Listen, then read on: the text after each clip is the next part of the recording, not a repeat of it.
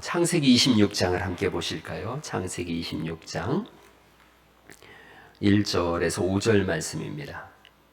창세기 26장 1절 5절 말씀.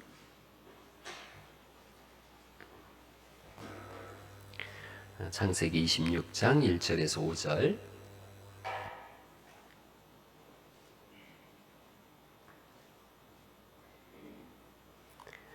저하고 한 절씩 교독해 보십니다. 창세기 26장 1절에서 5절 말씀. 아브라함 때에 첫 흉년이 들었더니 그 땅에 또 흉년이 들매 이삭이 그랄로 가서 블레셋 왕 아비멜렉에게 이르렀더니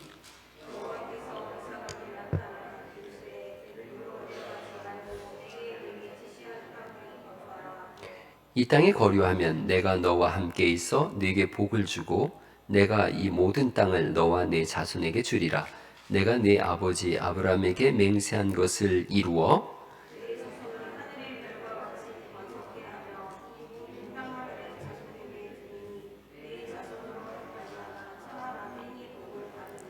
같이 읽어봐요. 이는 아브라함이 내 말을 순종하고 내 명령과 내 계명과 내 율례와 내 법도를 지켰음이라 하시더라.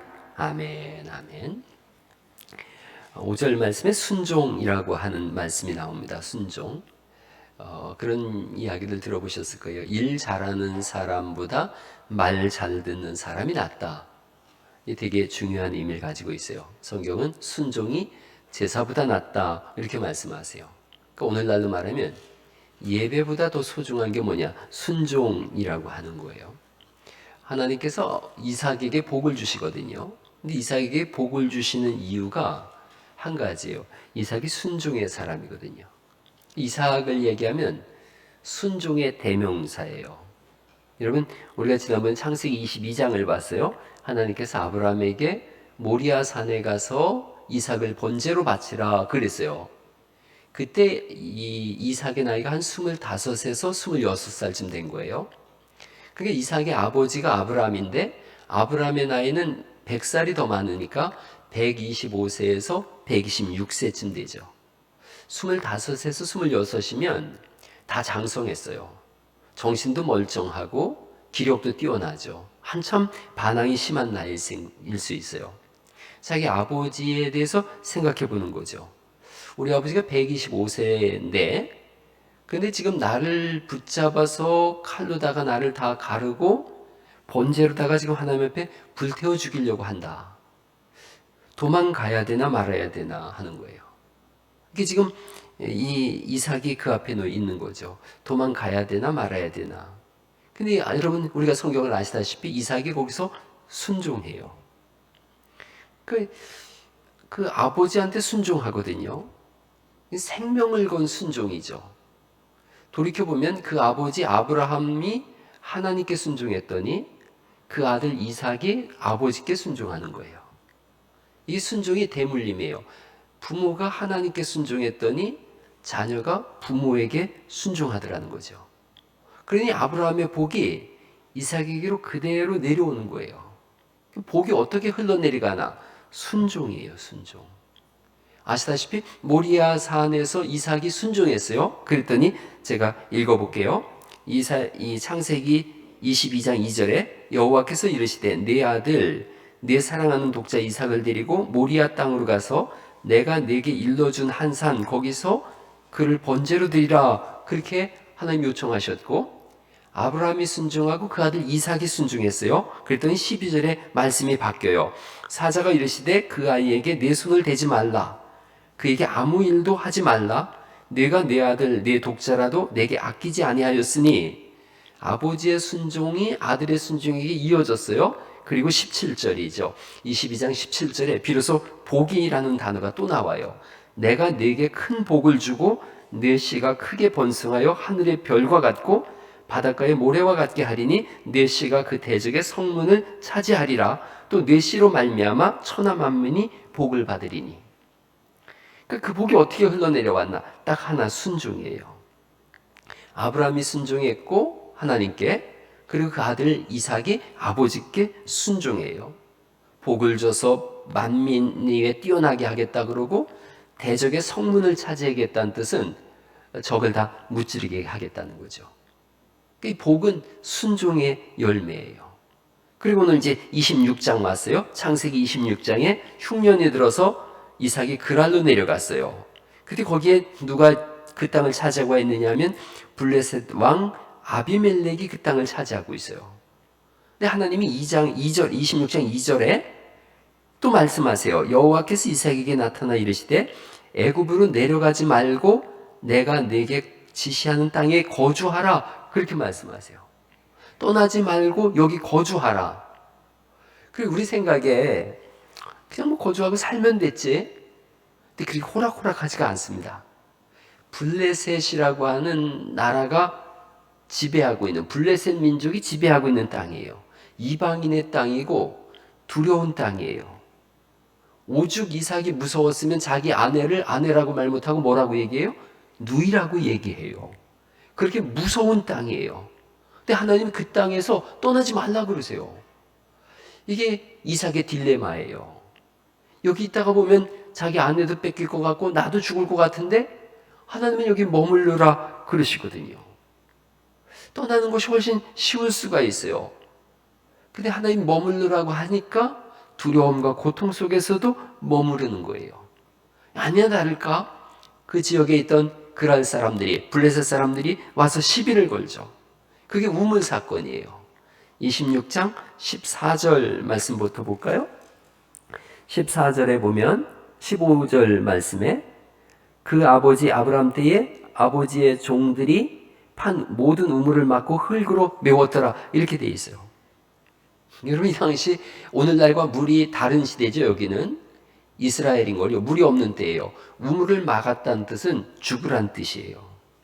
그런데 이 사람은 견디고 있어요. 아비멜렉 왕이 와서 엄포를 놓습니다. 떠나라! 명령하죠. 안 떠나요. 왕의 명령 위에 하나님의 명령이 있다는 걸 알고 있는 거예요. 그 우물을 막았더니 옆으로 살짝 옮겨요. 그리고 그 땅에서 묵묵히 우물을 팝니다. 이 당시에 우물은 저도 어릴 때 우리 집 샘 팠거든요. 제 기억에 한 7m도 안 팠어요. 5m도 안 판 것 같아요. 그런데도 물이 나왔고요. 그 옛날 어른들 우물 파실 때 아실 거예요. 위에 하이바 썼어요. 위에서 돌 떨어지면 큰일 난다고. 그래서 우물 파고 거기다가 다 판 다음에 숯을 잔뜩 넣으시더라고요. 그랬는데 여러분 이스라엘은 10m 이상을 파야 돼요. 그리고도 물이 나올 둥 말 둥 하는 거예요. 근데 아브라함이 이삭이 옆으로 가서 우물을 팠는데 물이 나왔어요. 기적적으로 나왔어요. 물이 얼마나 귀한 지역이냐면 우물이 나오면 거기에 마을이 형성되어져요. 우리 마을이 생기고 우물을 파는데 이 사람들은 우물을 파서 나오면 마을이 형성되거든요. 그 우물을 팠어요. 또 오는 거예요. 또 와가지고 그 우물 내놔라 그래요. 그랬더니 20절에 가니까 또 그럼 가져라 그러고 옆으로 옮겨요. 20절에 그 우물 여기가 에색이 에색, 억울하게 강탈당하다 이런 뜻을 가지고 있어요. 또 옮겼더니 또 우물 팠어요. 내놔. 또 주는 거예요. 3번 그렇게 하죠. 22절에 가면 르호봇, 22절 제가 읽어볼게요. 이삭이 거기서 옮겨 다른 우물을 팠더니 그들이 다투지 아니하였으므로 그 이름을 르호봇이라 하여 이르되 이제는 여호와께서 우리를 위하여 넓게 하셨으니 이 땅에서 우리가 번성하리로다 하였도다. 르호봇, 넓은 지역을 주셨다 이런 뜻이에요. 그 사람들이 깜짝 놀란 거예요. 이 블레셋 사람들이 왜 놀랐느냐 하면 우물을 파면 안 나와야 정상이에요. 그런데 우물이 있어서 그걸 막았더니 옆에 가서 파니까 바로 우물이 나왔어요. 뺏었어요. 또 팠더니 또 우물이 나왔어요. 또 내놔 그랬더니 또 가서 르호봇에 가서 또 우물을 파 또 나오는 거예요. 금방 아는 거예요. 아, 저 사람은 하나님의 사람이구나. 그때부터 이 사람들이 무서워하는 거죠. 여러분 이게 중요해요. 하나님은 그 땅 머물르라 그러고 있어요. 이삭은 너무 무서워요. 왕도 와서 떠나라 그러고 지역에 있는 사람들이 와서 계속 괴롭히고 있는데 안 떠나요. 이게 순종의 훈련이에요. 그래서 하나님은 이삭을 통해서 순종이 뭔지를 보여주고 있고 순종의 사람이 얻는 것이 뭐냐? 그게 복이다 이런 거예요. 순종의 사람은 하나님께 순종하고 있거든요. 하나님께 순종하고 있기에 하나님을 닮아가는 거예요. 왜 우리에게 순종을 요구하시냐면 딱 한 가지예요. 순종하면 닮아갈 수 있고 순종하면 배울 수 있어요. 하나님께 지금 순종하고 있거든요. 그러자 하나님을 닮아가는 거예요. 하나님의 사람이 되어져요. 우물 힘겹게 파는데 이 생명줄이지 않습니까? 내놓으라 그러는데 다투질 않아요. 하나님의 마음이 그 속에 들어오니까 다투질 않는 거죠. 이삭 그러면 우리 생각에 이삭이란 이름 뜻이 미소, 웃음이란 뜻이잖아요. 이 사람 평생 웃음을 갖고 사는 거예요. 하나님께 순종하는 법을 배웠거든요. 더 생각해 보시면 그가 아버지 아브라함한테만 순종한 게 아니에요. 그 엄마 사라에게도 순종해요. 이삭이 나이가 많았어요. 40이 훨씬 넘어서 장가를 갑니다. 왜냐하면 그 땅에 있는 여자들에게 해쪽 속이거든요. 여기 있는 사람들하고 결혼하는 걸 엄마가 원치 않아요. 그러니까 나이가 많도록 장가를 가지 않습니다. 그러다가 아브라함이 아들이 나이가 너무 많아지니까 종을 보내잖아요. 종을 보내서 아내를 데려오게 하는데 이삭은 묵묵히 기도하고 있어요. 아니, 내가 장가 갈 건데 그 여자 내가 봐야 되지 않습니까? 라고 얘기하지 않고 아버지가 종을 보내서 데리고 오는 여자하고 결혼하겠다고 그러는 거예요. 데리고 왔는데 결혼을 해요. 철저히 처음부터 끝까지 순종의 모습을 보여주고 있어요. 이삭은 다툼이 없어요. 이삭의 일생을 보면 다투는 게 없어요. 평안해요. 순종하는 사람의 복이에요. 순종하는 사람은 늘 밝아요. 순종하는 사람은 다투질 않아요. 믿음을 가진 사람이 하나님께 순종하게 되어지고 그래서 하나님을 닮아갔더니 사람을 보는 눈도 하나님의 눈으로 보는 거예요. 이게 이삭의 모습이에요. 처음부터 끝까지 이 사람은 순종이 뭔가를 보여주고 있어요. 교회를 갖다가 순종의 학교라는 표현을 써요. 순종의 학교. 교회가 뭘 하는 것인가? 순종의 훈련을 하는 거예요. 순종은 가장 어려운 훈련이에요. 내 속에 내가 살아있으면 절대 순종할 수 없어요. 또 믿음이 없어도 순종할 수 없어요. 아브라함이 이삭 잡아 바칠 때에 하나님을 믿는 믿음이 없었다면 그거 못하거든요. 또 인간적인 생각을 가지고 있었다면 그거 못해요. 하나님만 온전히 신뢰하고 있어요. 그러자 순종하는 거예요.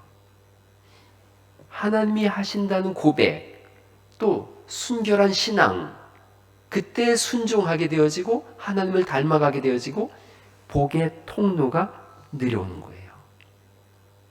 전남 한평 학다리 교회를 심우하셨던 장로님 이름이 장로님 이름이 독특해요. 전복종 장로님이에요. 전복종 장로님.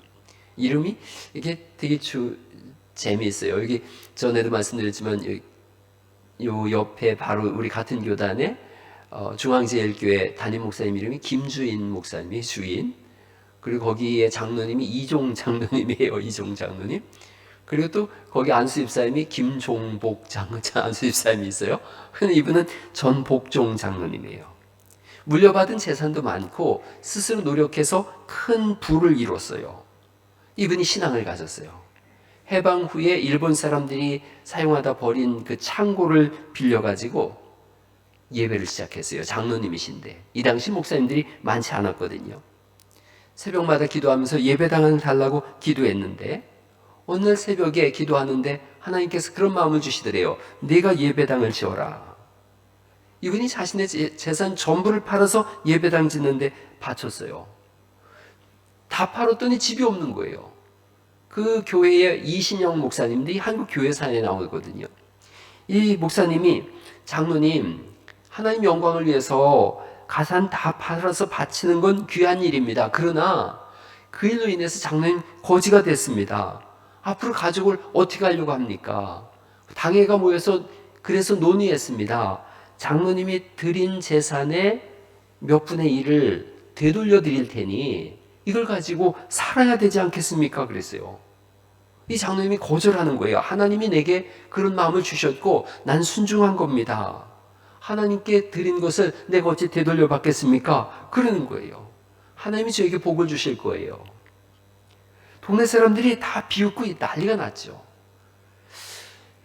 그럼에도 불구하고 이분이 그렇게 심었더니 온 교회 성도들이 다 달려들어가지고 헌신해서 예배당이 건축되어졌어요.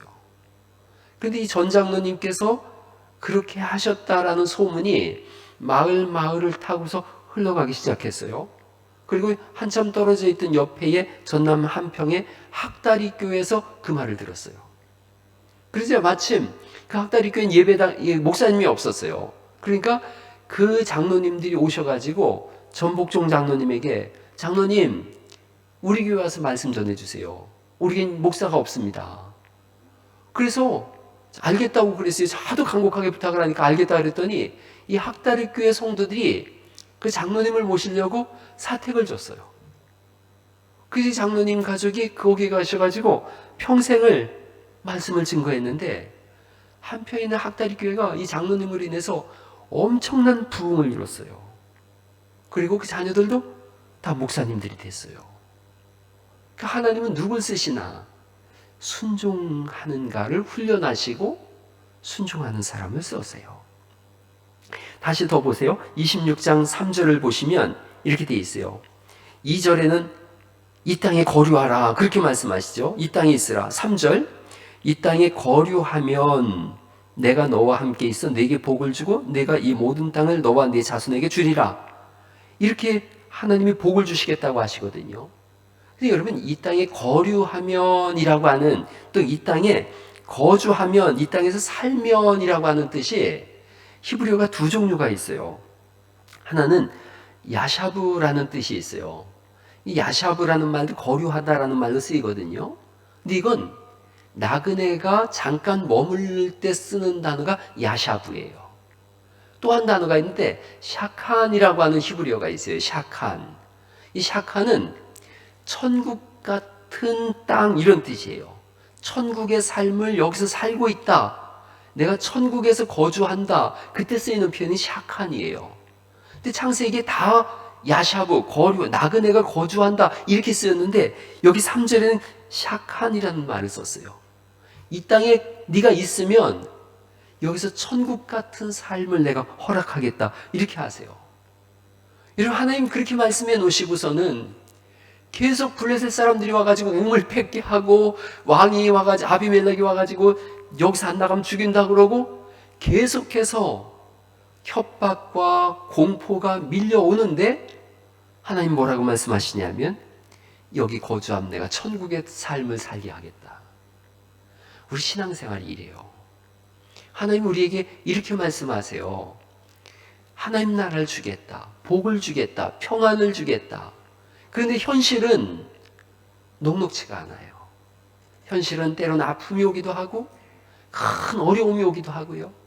공포와 두려움이 밀려오기도 해요. 그런데도 하나님은 묵묵히 거길 지키고 있으라 그래요. 여러분이 오늘 신앙생활 하시면서 교회 오셨는데 마스크를 전부 하고 오셨어요. 목사도 내신 걱정이 얼마나 많은지 몰라요. 혹시라도 우리 중에 한 분이라도 코로나가 여기 환자가 발생되어지면 교회는 폐쇄가 될 뿐 아니라 또 세상 사람들이 막 손가락질하지 않겠어요? 저도 교회에서 사고 쳤다고 또 그러지 않겠어요? 그러니 어쨌든 이렇게 자리 배치도 이렇게 하시고 마스크도 쓰고 하지만 그럼에도 불구하고 또 춥고, 또 이 방송을 여러분이 교회 안 온다 그래서 누가 뭐라 그럴 사람 없어요. 지금은 코로나 시국이고 또 집에서 이걸 전부 녹화를 해서 집으로 보내드리니까 집에서 예배하실 수도 있는데 굳이 전주에서도 오시고 퇴근하자마자 막 헐레벌떡 막 주름배를 움켜잡고 오시기도 하고 또 우리 몸이 불편하신데도 오시기도 하고, 현실은 이 블레셋에 거주하는 것 같아요. 어렵고 힘들고 공포가 있고 아픔이 있고, 그런데 하나님은 자꾸 우리 속도 모르시고 우리 현실도 모르시고 천국의 삶을 줄게, 천국의 삶을 줄게 자꾸 그러시거든요. 여기 머물르라 그러고 그렇게 하시는걸요. 그래서 우리는 때로는 서운할 때가 있는 거예요. 하나님 내 마음을 너무 몰라. 너무 몰라. 그런데 여러분, 이 26장을 집에 가서 한번 꼼꼼히 읽어보세요. 아비멜렉이 결국 사고를 치죠. 이삭 부인을 데려오죠. 자기가 아내 삼으려고. 누이 동생이라 그러니까. 그런데 어떤 일이 일어나냐 하면 거기 데려오겠다 그랬더니 8절이죠. 26장 8절. 이삭이 거기 오래 거주하였더니 이삭이 그 안에 리브가를 껴안은 것을 블레셋 왕 아비멜렉이 창으로 내다봤어요. 그리고는 9절에 내 아내인데 어찌하여 내 누이라 그랬느냐? 내가 내 생각에 그로 말미암아 내가 죽게 될까 두려워함이노라. 그리고 이제 11절에 아비멜렉이 이렇게 얘기해요.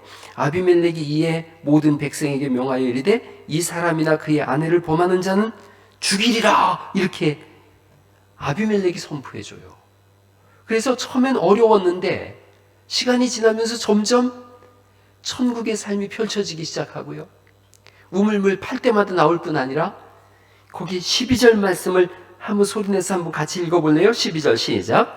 이삭이 그 땅에서 농사하여 그 해에 100배나 얻었고 여호와께서 복을 주심으로 13절 그 사람이 창대하고 왕성하여 마침내 거부가 되어 양과 소가 떼를 이루고 종이 심이 많으므로 블레셋 사람이 그를 시기하여 이렇게까지 되어져요. 그의 농사했더니 100배가 소득이 생겼다. 이런 은혜가 꼭 있기를 간절히 축원합니다.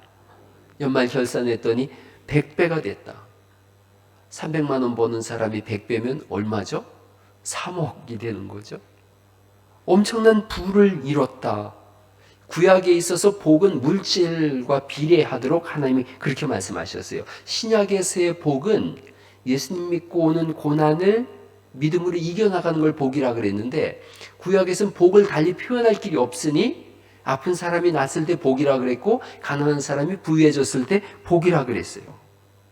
근데 하나님은 이삭에게 100배의 복을 허락하세요. 거부가 되게 하세요. 창대, 왕성, 거부 똑같은 동사가 3번 반복되어져요. 이게 전부 순종의 열매예요. 어려운데도 그 자리를 지키고 있었더니 이 일을 하신 거예요. 하나님이. 26장 28절을 보시면은 이렇게 돼 있어요. 26장 28절 그들이 이르되 여호와께서 너와 함께 계심을 우리가 분명히 보았으므로 우리의 사이 곧 우리와 너 사이에 맹세하여 너와 계약을 맺으리라 말하였노라. 너는 우리를 해하지 말라. 거꾸로 됐죠. 자기들이 군대를 가지고 있음에도 불구하고 이삭한테 그렇게 요구하는 거예요. 너는 우리를 해하지 말라. 이는 우리가 너를 범하지 아니하고 선한 일만 네게 행하여 네가 평안히 가게 하였음이라. 이제 너는 여호와께 복을 받은 자니라. 모두가 다 알고 있어요. 이 사람이 복 받았다는 걸 결국은 다 알게 되어지더라는 거죠. 순종이 제사보다 나아요. 이삭은 죽는 날까지 많이 평안해요. 많이 평안해요. 순종이 이런 열매를 얻었어요. 북한 평양 쪽인가요? 백시성을 서는 무당이 있었어요. 백무당이에요. 어느 날 복음을 전하는 사람이 와서 얘기를 했어요. 너 무당인데 네 자녀도 무당으로 키울래? 내가 이 벗어나려면 어떻게 합니까? 예수님 믿으라 그랬어요. 백무당이 순종했어요. 예수님 믿었어요. 그랬더니 그 아들을 선교사가 데리고 가서 선교사 집에서 그 아들을 키웠어요. 무당 집에 있는 것보다 훨씬 낫죠. 어느 날 선교사가 그 집에 이제 아들이 모습처럼 있는데 오라고 하더니 저 장작을 패라 그러는 거예요. 저 장작 좀 패라. 그리고 선교사 깜빡 잠이 들었어요. 캄캄 밤중에 됐는데 폭소리가 나는 거예요. 눈은 펑펑 내리는데 보니까 그 모습이 여전히 장작을 패고 있는 거예요. 너 여기서 뭐 하고 있냐? 멈추라는 말씀을 안 하셨잖아요. 패라고는 하셨고 밤새 그걸 패고 있었던 거예요. 이 선교사가 큰 감동을 받았어요. 보통 내기가 아니구나. 성실하구나. 순종할 줄 아는구나. 미국으로 보냈어요. 공부를 시켜가지고 우리나라 최초의 예일대 1호 박사가 됐어요. 그리고 한국으로 돌아와서 연세대 초대 총장이 됐고 문교부 장관을 지냈어요. 백낙준 박사예요. 연세대 교정에 가면 이 사람 동상이 서 있어요. 참 순종해서 아름다운 삶을 살았는데 후대에 조금 지나서 일제시대 때 친일파가 되어졌어요. 순종할 때는 하나님을 그렇게 귀하게 쓰셨는데 하나님을 닮아가지 못했어요. 그러자 친일파가 됐어요. 이 글을 읽으면서 제가 깨달았어요. 순종하면 사는구나. 그러나 불순종하면 망하는구나. 교회는 순종의 학교라고 말씀드렸어요. 순종하는 사람, 그 사람이 하나님을 닮아가요. 순종하는 사람, 그 사람에게 하나님은 하늘에 속한 신령한 복을 허락하세요. 그래서 날마다 하나님, 내가 하나님께 순종하겠습니다. 그럴 때 아브라함의 하나님, 이삭의 하나님, 야곱의 하나님, 그리고 순종하겠습니다라고 고백하는 사람의 하나님이 되는 줄 믿습니다. 하나님 누구나 다 쓰세요. 악당도 쓰시는걸요. 그러나 불순종하는 사람은 쓰실 수가 없어요. 구원으로 우리가 믿음으로 구원을 얻어요. 그러나 순종함으로 쓰임을 받아요. 일 잘하는 사람보다 말 잘 듣는 사람이 하나님 쓰시기에 편하다는 거죠. 순종의 사람만이 그 비밀을 알아요. 가나의 혼인잔치에서 돌 항아리가 있어요. 예수님께서 물을 떠서 항아리 아구까지 채우라 그러죠. 그런데 다 채웠어요. 하인들이 시키는 대로 했어요. 이걸 떠다가 이제 잔치집인데 술 찾는 사람들한테 떠다 주라 그래요. 아니, 미친 거 아닙니까? 항아리에 물 떠다 붓다가 아무리 술이 취했기로서니 물하고 술을 구분 못하려고요. 그런데 이 하인들이 묻지도 따지지도 않고 그 주관하는 연회장한테 갖다 줬더니 연회장이 이걸 마셔보고, 아니, 세상에 이렇게 좋은 포도주가 있었어? 물이 변해서 포도주가 됐는데 이걸 누구만 아느냐? 성경에 이렇게 써 있어요. 물 떠온 하인들은 알더라. 순종한 사람만이 하나님의 비밀을 아는 거예요. 그리고 순종할 때 기적이 일어나는 거예요. 한국 교회에 왜 기적이 없다고 하는가? 반대로 얘기하면 순종이 없다는 반증이에요. 순종하면 물이 포도주로 변하는 역사가 있는데 오늘날 이런 하인들이 사라져버린 거예요. 다 연회장이 되기를 원하는 거죠. 신랑, 신부, 손님, 주인의 자리를 원하지만 물 떠오는 하인의 자리, 낮은 자리, 일하는 자리, 섬기는 자리, 물 떠오는 자리를 외면한 거예요. 그 결과 기적도 없어지고 하나님과의 내밀한 관계도 사라지는 거예요. 순종함으로 하나님의 비밀을 알아가는 은혜가 있기를 간절히 바랍니다. 교회도 마찬가지고 가정도 똑같아요. 점읍에서 급성장한 교회가 있어요. 뭐 성장이 좋다 나쁘다를 떠나서 크게 부흥한 교회가 있는데 원래 이 교회는 분쟁하는 교회였어요. 싸우는 교회였어요. 그 동네 사람들이 다 그 교회 하면 지긋지긋하다고 손가락질해요. 문 닫을 판인데 목사님이 제안했다 그래요. 우리 2판 4판입니다. 2판 4판 불교 용어인데 2판 4판 공사판 됐어요. 문 닫기 직전이에요. 한 가지만 해보십시다. 무조건 칭찬만 해봅시다. 이걸 제안했어요. 무조건 서로를 세워주고 자랑만 합시다. 이거 한번 해봅시다 그랬어요. 온 교인들이 문 닫게 생겼거든요. 동네 사람들이 그 교회라 그러면 고개를 절레절레 흔드니까 그거 한 가지 해보자 그랬어요. 다 담합했어요. 권사님들이 모여서 해보자. 목사님의 마지막 요청인데 교회 문 닫게 생겼는데 뭔들 못하겠냐. 집사님들도 모이고 권사님들도 모이고 당회도 모이고 이거 하자 그랬어요. 불평, 불만, 험담, 시기 이거 하면 역적이다 이렇게 표현을 정했어요. 교회가 1년을 했어요. 불만이 나오려고 그러면 자기들끼리 이제 방법을 알려주는 거예요. 불평, 불만이나 시기 질투가 나오려면 입술을 깨물어라 뭐 이러면서 인상을 쓰고 씩씩거리면서도 넌 훌륭해 이렇게 하자는 거죠. 그럼 너도 이뻐 이렇게 하자는 거예요. 이러면 사람들이 이 교회에 들어왔다가는 야 여긴 나그네 말 왔다 갔다 하는 야샤부구나 야샤부 그랬는데 칭찬을 하니까 교회를 왔다 가면서 괜히 기분 좋은 거예요. 야샤부가 변해서 샤칸이 됐어요. 천국이 됐어요. 교회만 갔다 오면 기분이 좋더라는 거죠. 그러니까 이제 사람들한테 얘기하는 우리 교회 와봐 괜히 기분 좋아져. 5년 만에 엄청난 부흥을 맛봤어요. 교회에 필요한 게 그런 건 거예요. 가정도 마찬가지예요. 가정이 어떻게 세워지나? 칭찬 속에 세워져요. 칭찬 속에. 서로를 세워줘 보는 거예요. 잘했다고 해보는 거예요. 몇 해 전에 우리 아이들하고 대화를 나누는데 아들이 그러더라고요.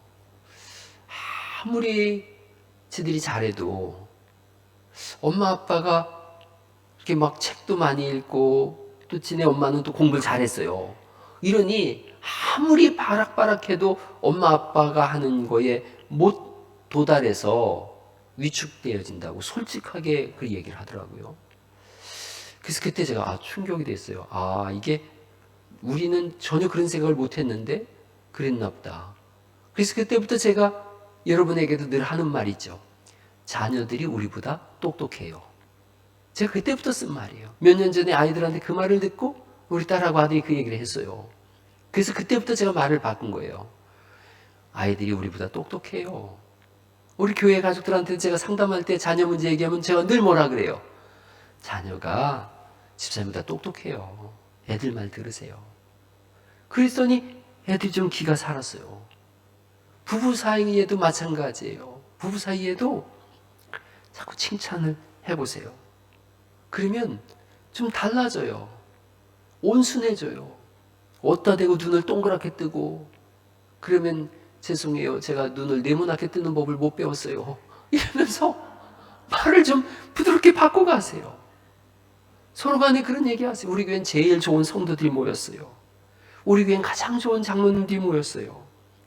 우리 교회 목사는 이 동네에서 제일 잘생겼어요. 할렐루야. 뭐 믿거나 말거나 그래요. 이거 한번 순종해 보시게요, 우리도.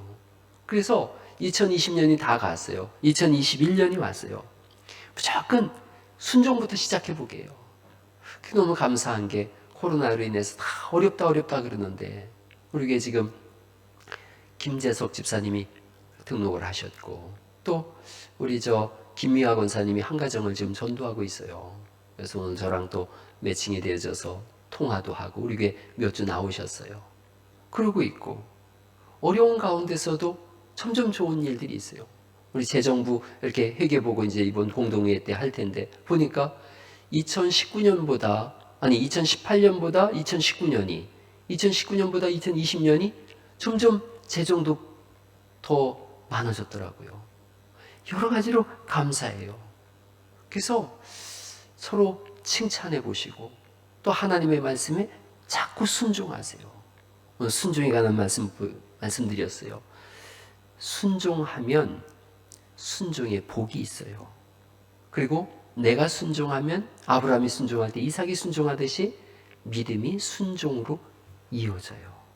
오늘 그 딱 하나 결심하세요. 이삭처럼 저도 순종하는 사람이 되겠습니다. 그렇게 해서 하나님께서 주신 복이 여러분 삶 속에 넘쳐날 수 있기를 예수님의 이름으로 축원합니다.